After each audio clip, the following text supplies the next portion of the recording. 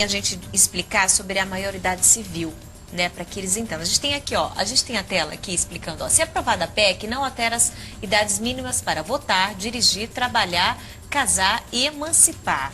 Então, tudo isso, ou seja, não vai alterar isso, né? Então, as pessoas estão confundindo um pouco tudo isso. Eu acho que estão achando que vai reduzir tudo para 16 e pronto. Não, não é bem assim.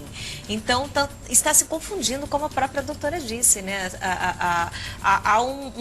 Está se perdendo nessas discussões. É por isso que hoje eu trouxe também, pedi, né, foi com muito especial o convite de vocês hoje aqui, para que a gente possa ajudar, né, o pessoal de casa a esclarecer um pouquinho, as pessoas entenderem tudo isso, né, que não é assim que se resolve. Gisele, veja assim, uma outra situação que é muito importante que se esclareça.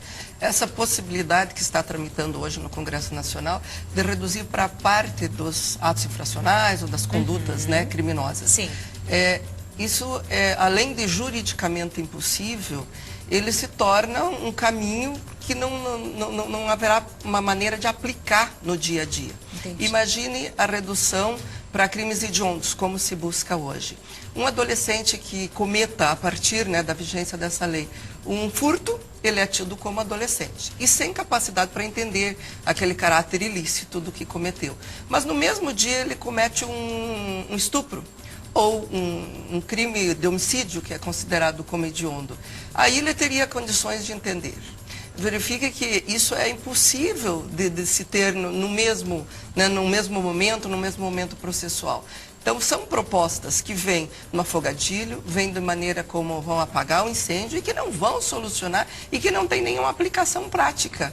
Não é possível um ser humano em desenvolvimento que hoje não entenda o caráter ilícito e cometa um furto e hoje, no mesmo dia, ou minutos depois, ele cometa um crime, uma conduta que tem esse caráter ilícito e que ele tenha condições de entender. Então, é por isso que a sociedade precisa entender que esse talvez essa não seja a proposta adequada. Né? Vocês que trabalham com muitos jovens, né, estão sempre realizando trabalhos com eles, enfim, vocês têm essa opinião deles com vocês? Se eles são a favor ou contra? Bom, eu tive um exemplo há pouco tempo que acabei monitorando um trabalho feito na Escola da Magistratura muito interessante, que era exatamente uma pesquisa junto aos adolescentes a respeito, né, do que eles imaginavam em termos de punição, em termos de que se era possível. Por incrível que pareça, o adolescente tem uma consciência maior do que a gente imagina. No estudo que se fez, inclusive com adolescentes que estavam, né, hoje em regime de socioeducação, mesmo em meio aberto e meio fechado, eles entendiam que deveriam receber punição. Talvez no conceito deles, não essa punição da redução para qualificar criminal ou não. Mas eles entendiam perfeitamente, como a gente viu na entrevista agora, uma adolescente ser entrevistada, que sim, que eles merecem e devem ser punidos. Sim, mas não com essa punição, né? De se levar a um presídio comum, né? Claro, até porque eu acho que isso vai piorar a situação, até porque nós não temos infraestrutura para isso. Então, esse regime diferenciado de responsabilização do adolescente que viola a lei, ele acontece no mundo inteiro. Acontece, às vezes, problema de tradução e se traduz como penal, mas é um sistema diferenciado.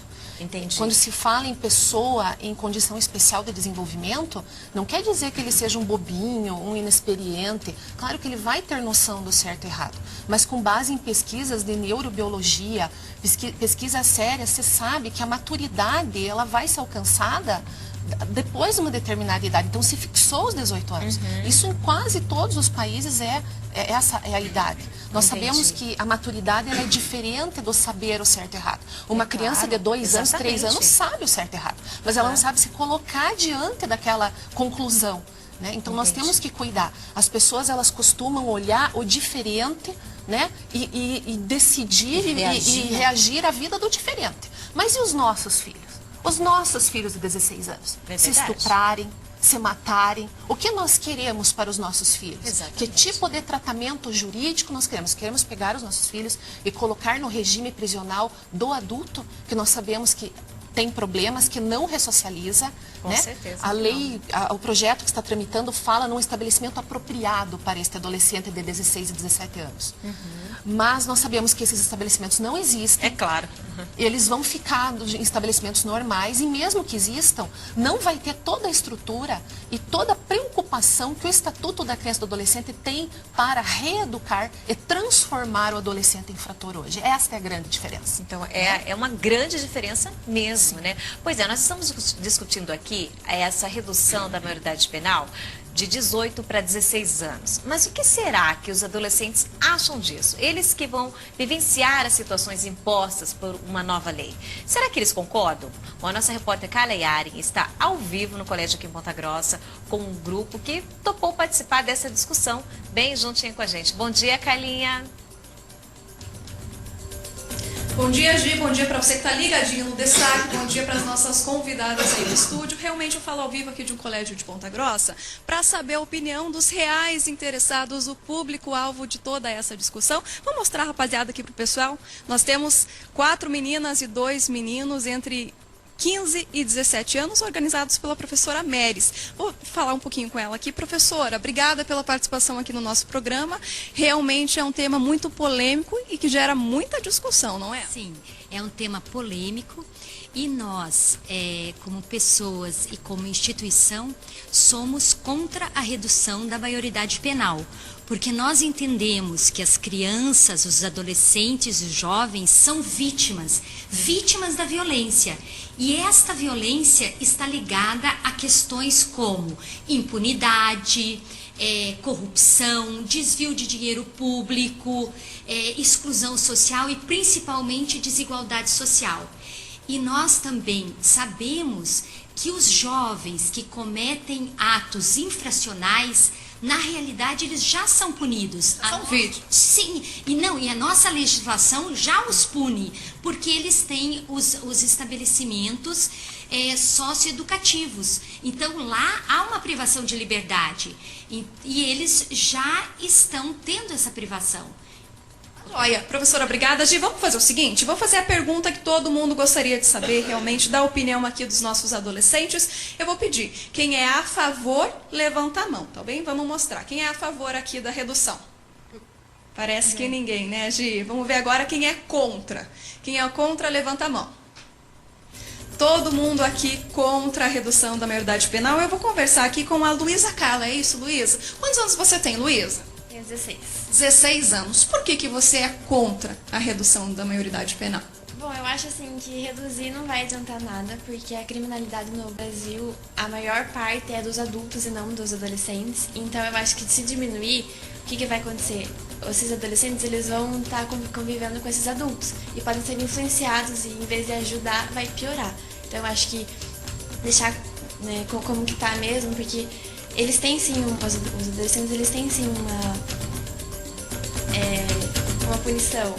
Eles vão pra cadeia, vão pra medidas socioeducativas, então eles são punidos. E eu acho que isso ajuda mais do que diminuir e fazer com que eles convivam com realmente criminosos, né? Ok, Luísa, obrigada pela sua participação, sua opinião. Gia, nós vamos ficar, então, durante todo o programa aqui no colégio, esperando a pergunta do pessoal de casa, a sua própria pergunta, quem quiser conversar, falar com esse pessoal aqui de 16 e 17 anos, estaremos ligadinhos aqui. Voltamos com você. Obrigada, Carlinha. Obrigada, pessoal que participou com a gente. Bom, quanto é importante a gente ver que, assim, a princípio, que a maioria ainda é contra. Graças a Deus. Graças a Deus. Né, Johnny? O que você, Johnny, no contexto geral, o que você diz de tudo isso como psicóloga? Eu tô tão aliviada. Sério, eu também estava tão preocupada, Sabe por sabia? quê? Porque se você pega uma situação específica de alguém que sofreu e coloca num programa de televisão, vai dar 80%, porque a pessoa vai trazer toda aquela dor, todas aquelas emoções na hora e não vai ter nada que vai mudar o pensamento daquele pai, daquela mãe que perdeu o filho porque um adolescente de 16 anos matou. Porque tá ali no furor, tá ali no momento pele mesmo, daí lógico que isso daí não é pensado, você vai pela emoção. redução mesmo. Mas eu vejo hoje, com esse nível de consciência dos adolescentes e o nível de formação que nós estamos passando, que eles realmente têm um nível de informação muito grande. Então, numa fase de desenvolvimento, que eles têm que cuidar mesmo com a impulsividade deles, que é muito grande. Você pega um adolescente, eles fazem tudo pela impulsividade, eles estão vivendo o princípio de prazer, então muitos dos atos deles, em diferentes situações, podem ser na impulsividade. Eu atendi um adolescente que cometeu um ato infracionário, assim, ele abusou de uma menina, e como foi lindo o trabalho feito com a família e com o menino, porque teve nível de arrependimento, teve mudança de comportamento na família. Então, é nisso que eu acredito, sabe? E a gente realmente mexer junto com a família, junto com o adolescente, colocando esses limites, trabalhando a punição mesmo, porque eles têm que realmente saber a dimensão do que eles fazem. E porque tem alguns adolescentes, Vanessa, né? Que, meu Deus, e que eu tenho dó dos professores, né? Porque eles enfrentam mesmo. Mas se você fazer um trabalho bem direcionado, com escola, família, com todo o serviço que é disposto para que os pais que procuram, a gente consegue uma mudança de comportamento. Graças a Deus, né, ainda somos contra tudo isso. Eu queria agradecer especialmente a vocês, muito obrigada pela presença de vocês hoje. O nosso tempo, infelizmente, acabou, mas eu queria agradecer muito mesmo. Obrigada, doutora Noeli, obrigada, doutora Elis, também a doutora Johnny. Vocês de casa, espero que tenham gostado, a sua opinião também é muito importante. Espero que tenha ajudado você a entender um pouquinho mais sobre a maioridade penal.